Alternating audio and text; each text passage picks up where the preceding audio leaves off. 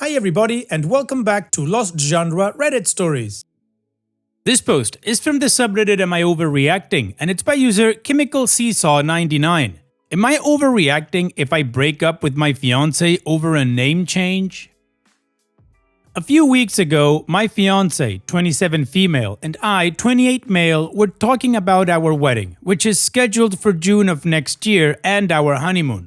At one point, I jokingly said something to the effect of, "We'll see about that, future Mrs. my last name," and she visibly cringed. She told me she isn't going to be Mrs. my last name, and I said, "Okay, then I'll be Mr. her last name, because I don't really care if she takes my name or I take hers. I just want to share one." She said, "No, I'm keeping my name and you can keep yours." I asked who our future kids would be named after. She said her because she's the mother, so I'd be the odd one out. For context, I grew up in foster care after both my parents died. I didn't have any other biological family, so I was bounced around from home to home from the ages of 5 to 18 when I aged out. I never felt welcome in any of those foster homes, and I never felt like I had a real family. I always swore I'd have a real family one day though. So naturally, I want to share a last name with my wife and kids. I truly don't care what name. Mine, hers, a new one we both choose, it doesn't matter to me. I just want a real family that I feel connected to. We've been dating for 3 years and engaged for almost 5 months, and this is the first time she said she doesn't want to share a name. Previously, she never said anything when I called her the future Mrs. my last name, so either this is new or she's been holding it in. I've tried to talk to her about why she doesn't want either of us to change our last name, but she doesn't want to discuss it further, and I'm at a loss as to what to do. Would it be an overreaction to break up over this since she won't talk to me about her reasons? She's acting like everything is normal, so I don't know what to think. OP, in my opinion, it wouldn't be an overreaction because this isn't about control or tradition. You said it clear, it's about connection. You're not insisting she take your name, you're open to hers, to a new one, anything. As long as your future family shares something that ties you together, and I don't think that's unreasonable at all, that's human. Wanting your partner and kids to share one identity is about creating what you never had, a sense of belonging. To be honest, the red flag to me here is her refusal to even discuss it. Not the name itself, but her unwillingness to engage in something so fundamental to your future. Marriage means tackling hard conversations together. If she can't have this one now, how will she handle bigger conflicts later? OP, you're not overreacting. You're asking for clarity, for collaboration, for a partnership. And if she continues to dodge that, you're right to reconsider whether this marriage is truly mutual. You deserve more than a wedding. You deserve a family, shared, named, and chosen together. And what do you guys think? Let me know in the comment section. And now let's check out the community comments. Balcony Herbs says, "Tell her you'd like to change your name and why. She may not realize the reason for it and may be projecting her desire to maintain her name on you. If she can't hear you and understand how hurt you are, I'd be second guessing too. Since you aren't imposing a change on her, it's worth a discussion." And Opie responds, "She knows why. She knows all about my past." Ali Mama 4 says, "Why is she so opposed to it? Has she said? It's something very important to you. Is it important enough that it could end a relationship that would otherwise be headed to marriage? I don't think you are overreacting at all. Your feelings are completely valid. She may not want to talk about it anymore, but she is going to have to if she wants the relationship to work. In the end, only you know what your deal breakers are." And Opie responds, "She won't tell me. When I ask, she says she won't discuss it further and stop speaking unless I change the subject."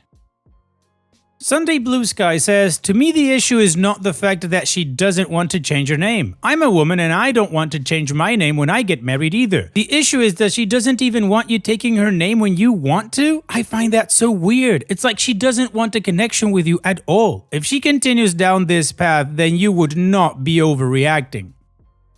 Crazy Catman says, "Have you discussed with her your reasons for wanting to share a name instead of asking her why she doesn't want to?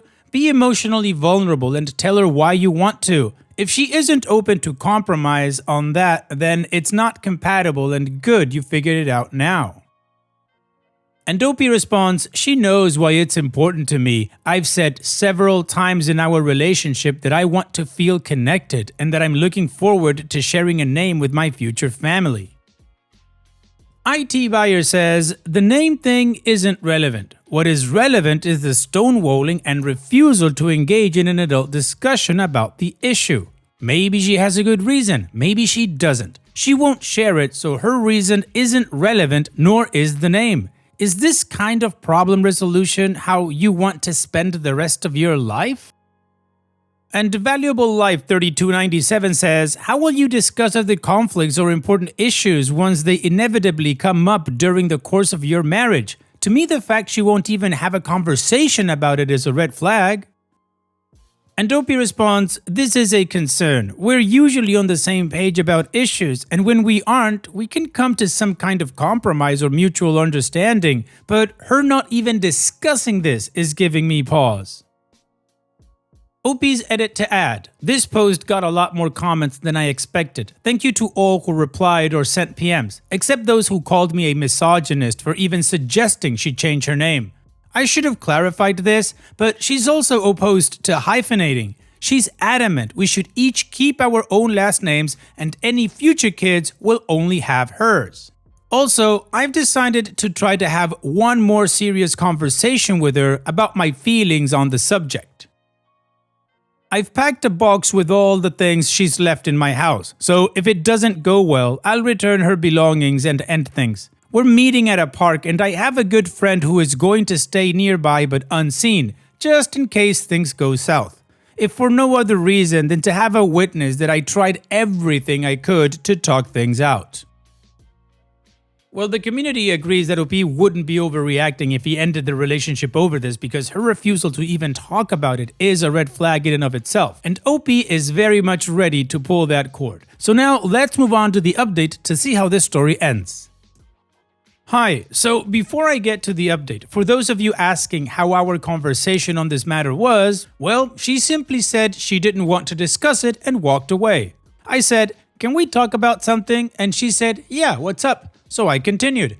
I want to talk about the last name thing and why you don't want us to have the same last name once we're married. I just want to know your reasons since you know mine. Her response was, there's nothing to talk about. I don't want to discuss it anymore. I'm keeping mine, you're keeping yours. And then she walked away. That's it. Anyway, we met up at a park today. I asked her late last night if she could meet to talk about something, and she immediately agreed because it seems she thought it was about the wedding. My friend was with me, but waited in my car so he wouldn't be spotted. I did decide to turn on the voice recorder on my phone because in the past she's manipulated her telling of certain situations to make it seem like she's blameless. I overlooked it before because I thought she was just used to getting her way. Now I realized that was a mistake on my part. So I got there early and walked around for a few minutes before meeting up with her in a picnic area. I asked her to sit down with me because I needed to ask her some very important questions about our future. I told her I needed answers and I needed her to give me enough respect as a human to not walk away when I'm trying to talk. I started by explaining again how I've never felt like I was part of a real family, not since I lost my parents anyway, and how important it is to me that I feel that connection to my wife and kids. It may seem like a small thing to most, but to me it's huge. I've lived most of my life feeling like I'm completely alone. She told me she knows how hard my life has been and now I have her, so I'm not alone anymore. Then I asked her if she could please explain to me exactly why she is so vehemently against us having the same last name. I mean, if she acknowledges that she knows how important it is to me that I share a name with my wife and kids, so I feel like I'm in a real family and not an outsider. I reminded her that I don't expect her to take my name and I'm more than willing to take hers, hyphen it, or come up with something completely different. I just want to share a name with my wife and kids so we're all one family unit. Her response to that was surprising. She rolled her eyes and told me it's so cringy when people have the same last name after they get married. That was her sole reason for us not sharing a name. So I asked her to elaborate on that. She went into a whole rant about how she thinks it's cheesy when she meets a couple and they introduce themselves as the somethings, and that it makes her want to throw up when she hears it, and so many other ways it makes her angry. When I brought up the fact that her parents have the same last name because they're married, she said, "That's different, and I wouldn't understand because of being an orphan," which really threw me. Long story short, I let her know that I need some time to myself to really think things over and decide how I want to move forward. I asked her to give me time and I would let her know when I'm ready to talk. She didn't like hearing that, but I told her I needed to leave. So now I'm at home thinking about everything and wondering how to move on. I know the relationship is over, but I haven't made the breakup official yet. It's going to hurt for a long time, but I know what I need to do for my own mental health. I can compromise on some things, but I can't be with someone who won't also compromise. Her belongings are still packed up and my friend has offered to drop them off once I end things with her. Luckily, I live in a gated condo community, so once I take her name off the approved visitor list, she won't be able to come to my house. I know she won't react well when I tell her we're over. That's all. I'm going to take some time for myself and try to get over everything. Ending an engagement is tough and I don't wish this heartbreak on anyone. Thanks for all the support from all you strangers out there. Well, Opie, in my opinion, you're making the right decision. You're right. If you are able to compromise, but she just simply will not compromise at all, then it's a bigger thing. Having said that, if you already know that this relationship is absolutely over and you will not be getting married to her, then just end it now. You don't need to drag this out any further. So on that note, here's wishing you the best, Opie. Thanks so much for sharing and take care. And now, let's move on to the next post that also has an update.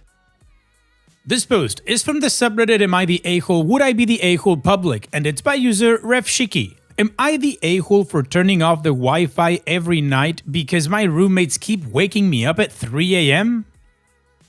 I, 22 female, live in an apartment with two other girls. Let's call them Kim, 23 female, and Mel, 21 female.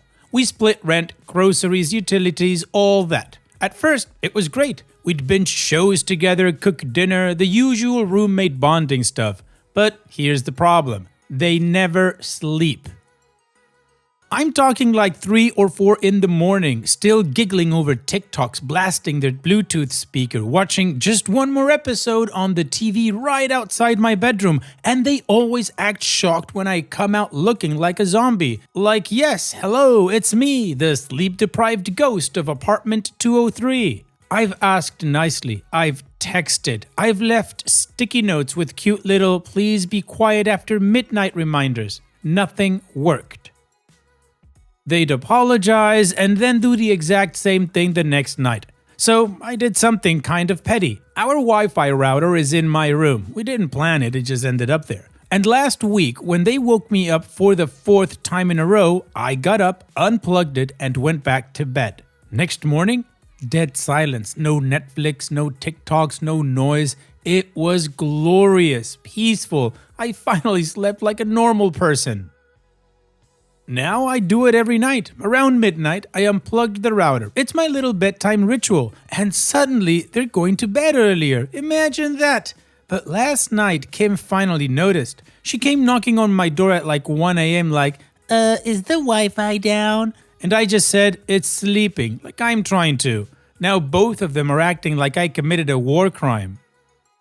Kim says I'm being controlling, and Mel said I should have talked to them again instead of being sneaky. But I did talk to them several times. Nothing changed. I feel kind of bad now though. Like maybe I overstepped by cutting off the Wi-Fi, but also I value my sanity and sleep and not hearing someone scream laugh at a TikTok for 20 minutes while I'm trying to rest. So, am I the a-hole for going full Wi-Fi goblin just to get a decent night's sleep?